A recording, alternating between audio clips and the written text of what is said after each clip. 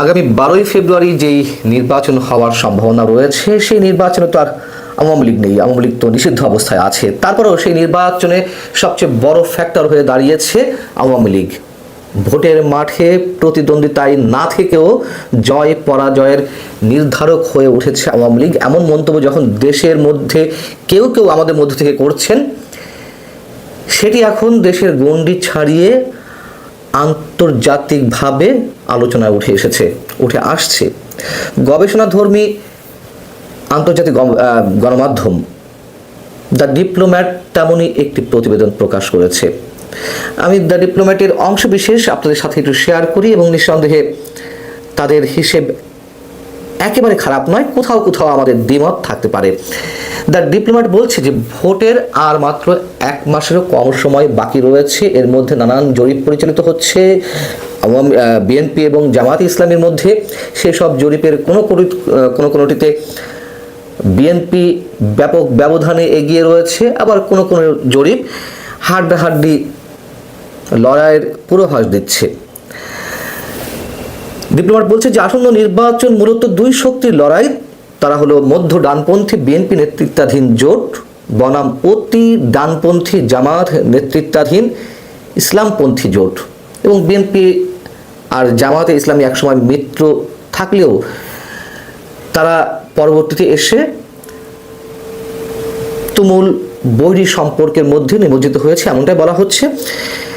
কিন্তু বলা হচ্ছে এখানে যে আওয়ামী লীগ নিষিদ্ধ হয়ে রাজনৈতিক ময়দান থেকে সরে যাওয়ার পর বিএনপি এবং জামায়াতের মধ্যকার এক সময়ের যে মিত্রতা ছিল, যে মধুর সম্পর্ক ছিল, সেই মধুরতা এখন আর নেই। গত 1 বছরে সংবিধান সংস্কার, নির্বাচন আয়োজনের সময়সহ নানা ইস্যুতে 2 দলের মতবিরোধ প্রকাশ্যে চলে এসেছে। জামায়াতে ইসলামী সম্পর্কে বলা হচ্ছে যে 1971 সালে দেশটির মুক্তিযুদ্ধের সময় বাংলাদেশের স্বাধীনতার বিরোধিতা করেছিল, তারা পাকিস্তানের সঙ্গে সহযোগিতা করে এবং ভয়াবহ যুদ্ধাপরাধে অংশ নেয়। এর ফলে দলটির ব্যাপক ক্ষয়ক্ষতি হয়। শক্ত সংগঠন ও মাঠ পর্যায়ের নেটওয়ার্ক থাকা সত্ত্বেও জামায়াত দীর্ঘদিন উল্লেখযোগ্য নির্বাচনী সাফল্য পায়নি। এবার সেই চিত্র হয়তো বদলাতেও পারে, এমনটা মোটামুটি হালকা করে বলা হচ্ছে এখানে। যেহেতু সাম্প্রতিক বিশ্ববিদ্যালয়গুলোতে যে ছাত্র সংসদ নির্বাচন, সেগুলো প্রত্যেকটিতে জামাতের নিরঙ্কুশ, জামাত সমর্থিত ছাত্র সংগঠন ইসলামী ছাত্র শিবিরের নিরঙ্কুশ বিজয়, সেটিকে উল্লেখ করে এখানে বলা হচ্ছে। আওয়ামী লীগ সম্পর্কে বিস্তারিত কি বলা হচ্ছে এখানে? আওয়ামী লীগ সম্পর্কে বলা হচ্ছে যে এটি দল হিসেবে নির্বাচন করতে না পারলেও তাদের কিছু নেতা স্বতন্ত্র প্রার্থী হয়েছেন, যদিও সেটি সংখ্যায় অনেক কম। দশকের পর দশক ধরে আওয়ামী লীগের ভোট ব্যাংকও 30 থেকে 40% মধ্যে ছিল। পতনের পর, অর্থাৎ 5 আগস্ট অভ্যুত্থানের মাধ্যমে আওয়ামী লীগ সরকারের পতনের পর তার জনপ্রিয়তা খানিকটা কমলেও এখনও উল্লেখযোগ্য। আওয়ামী লীগ সমর্থকরা কাকে ভোট দেবেন সেটি এই নির্বাচনের ফল নির্ধারণ করতে পারে, বিশেষ করে যদি লড়াইটা হাড্ডাহাড্ডি হয়। বলা হচ্ছে যে মুসলিম সংখ্যাগরিষ্ঠ বাংলাদেশে 8 থেকে 10% ধর্মীয় সংখ্যালঘু অতীতে আওয়ামী লীগকে ভোট দিতেন।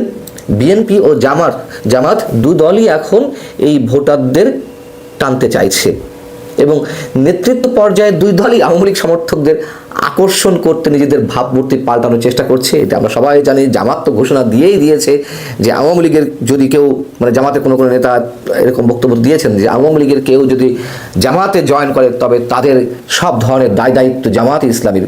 যেহেতু আওয়ামী লীগের নেতাকর্মীরা দৌড়ের উপর রয়েছে, শত শত হাজার নেতাকর্মী কারাগারে রয়েছেন, আটক হওয়ার আতঙ্কে রয়েছেন, যাদের ব্যবসা বাণিজ্য সব বন্ধ হয়ে গেছে, ঘর বাড়ি লুট হয়ে গেছে, এখন সব দায়িত্ব জামাত ইসলামী নিতে চায়।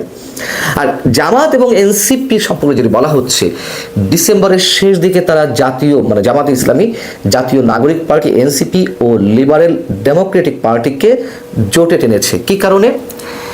আমাদের একজন বীর মুক্তিযোদ্ধা ছিলেন, কর্নেল অবসরপ্রাপ্ত অলি আহমেদ বীর বিক্রম।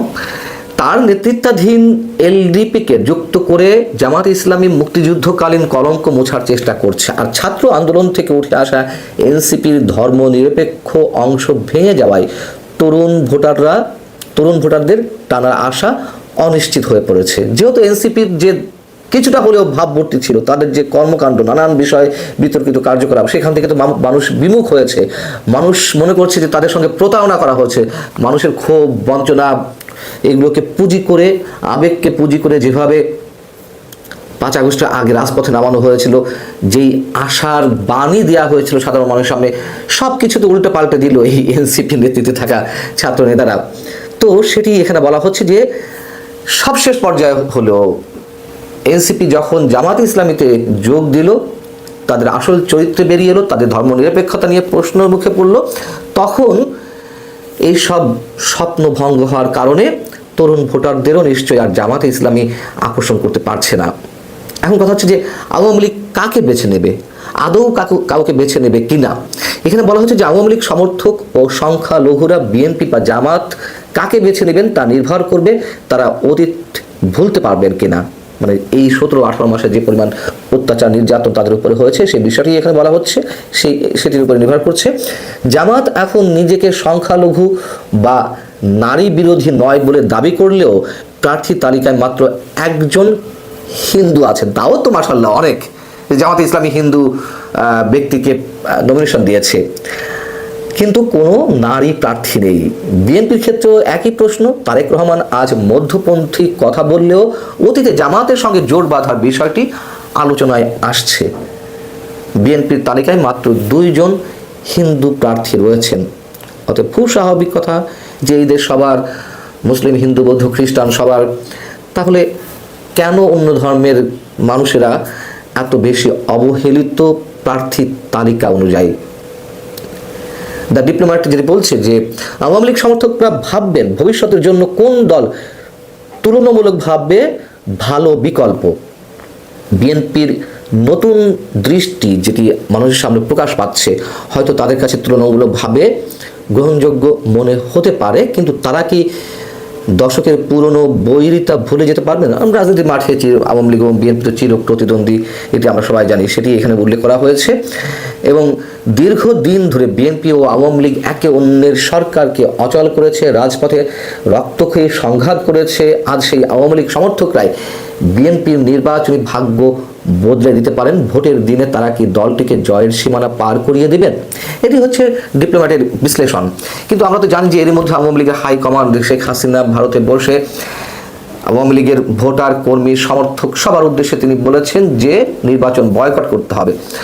তাহলে যদি আওয়ামী লীগের ভোটাররা নির্বাচনে না যায়, কেউ যে যাবে না সেটি তো আমরা সেভাবে বলতে পারি না নিশ্চিত করে। অবশ্যই অনেকেই যাবেন যার যার ব্যক্তিগত জায়গা থেকে, ব্যক্তি পছন্দের জায়গা থেকে, অথবা কোনো ক্ষেত্রে ভয়ের জায়গা থেকেও কেউ ভোট কেন্দ্রে যেতে পারেন। এখন ভোট কেন্দ্রে যাওয়ার পরে সেই ব্যালট পেপারটা কী করবেন, ছিঁড়ে ফেলবেন নাকি সিল মারবেন, এটি তাদের বিষয়, আমরা জানি না। তবে যেহেতু নির্বাচন বয়কটের কথা বলা হয়েছে, সেই জায়গা থেকে কতজন আওয়ামী লীগের কর্মী, সমর্থক, ভোটার তারা ভোট কেন্দ্রে যাবে বা সেই ভোটের উপরে কতটা এর ফলাফল নির্ভর করবে, সেটিও নিশ্চয়ই আলোচনার দাবি রাখে।